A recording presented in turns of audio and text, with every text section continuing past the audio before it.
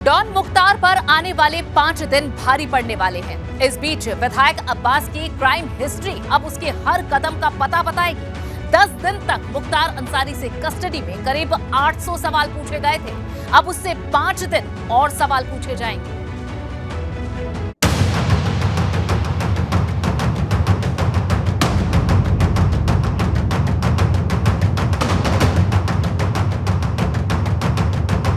और मुश्किल में डॉन मुख्तार, 5 दिन ईडी और पूछेगी सवाल।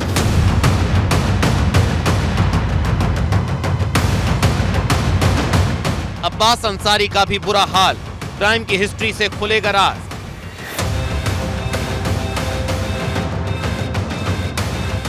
डॉन मुख्तार से अभी 5 दिन ईडी और सवाल करेगी। ईडी ने मुख्तार अंसारी की कस्टडी रिमांड बढ़ाए जाने के लिए कोर्ट में अर्जी दी थी, जिसके बाद कोर्ट ने ईडी की कस्टडी रिमांड 5 दिनों के लिए बढ़ा दी है। पूर्वांचल के पूर्व बाहुबली विधायक मुख्तार अंसारी की मुश्किलें लगातार बढ़ती जा रही हैं। मनी लॉन्ड्रिंग केस में प्रयागराज की स्पेशल कोर्ट ने मुख्तार अंसारी की ईडी की कस्टडी रिमांड को बढ़ा दिया है।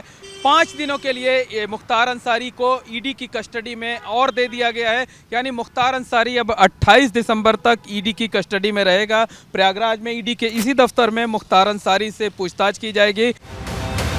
मुख्तार अंसारी को वीडियो कॉन्फ्रेंसिंग के जरिए पेश किया जाना था, लेकिन खराब इंटरनेट कनेक्टिविटी की वजह से वो नहीं जुड़ सका। लेकिन उसके वकीलों ने इस बात के लिए पूरा जोर लगा दिया कि ईडी को मुख्तार की कस्टडी हासिल ना हो। दरअसल मुख्तार अंसारी की 10 दिनों की ईडी की कस्टडी रिमांड आज खत्म हो रही थी। आज दोपहर 2 बजे के करीब उसे प्रयागराज की स्पेशल कोर्ट में पेश किया जाना था, लेकिन सुरक्षा कारणों से ईडी ने उसे सीधे तौर पर कोर्ट में पेश करने के बजाय वीडियो कॉन्फ्रेंसिंग के जरिए उसकी पेशी कराई। हालांकि नेटवर्क में दिक्कत होने की वजह से मुख्तार अंसारी वीडियो कॉन्फ्रेंसिंग से भी नहीं जुड़ पाया था। इस दौरान ईडी की टीम ने प्रयागराज की स्पेशल कोर्ट में एक अर्जी दी और अर्जी में ये दलील दी कि मुख्तार अंसारी पूछताछ में कोई खास सहयोग नहीं कर रहा है। तमाम ऐसे बिंदु हैं जिन पर अभी मुख्तार अंसारी से जवाब लिया जाना बाकी है, इसलिए मुख्तार अंसारी की कस्टडी रिमांड बढ़ा दी जाए। तो प्रयागराज की स्पेशल कोर्ट ने ईडी की इस अर्जी को मंजूर कर लिया और मुख्तार अंसारी को 5 दिनों के लिए एक बार फिर से ईडी की कस्टडी में दे दिया है। 10 दिन तक मुख्तार अंसारी से कस्टडी में करीब 800 सवाल पूछे गए थे। अब उससे 5 दिन और सवाल पूछे जाएंगे।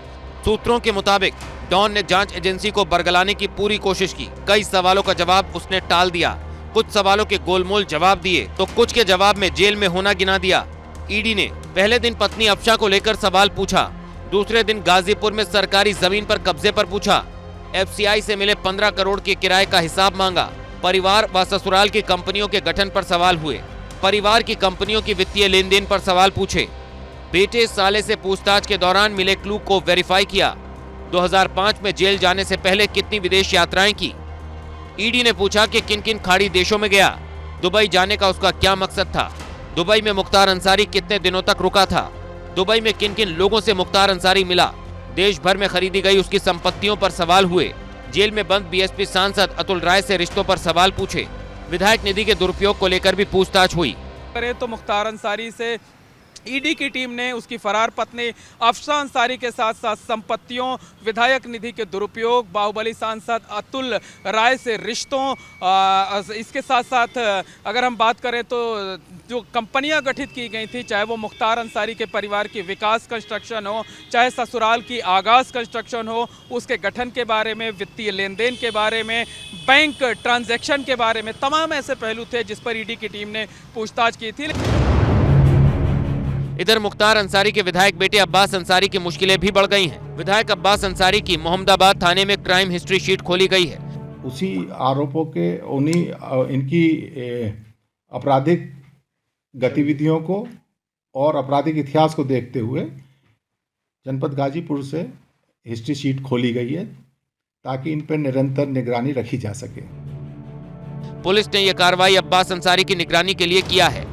अब्बास अंसारी पर गाजीपुर, मऊ और लखनऊ में संगीन अपराधों में कई केस दर्ज हैं। प्रयागराज से मोहम्मद मोइन के साथ एबीपी गंगा के लिए गाजीपुर से ब्यूरो रिपोर्ट।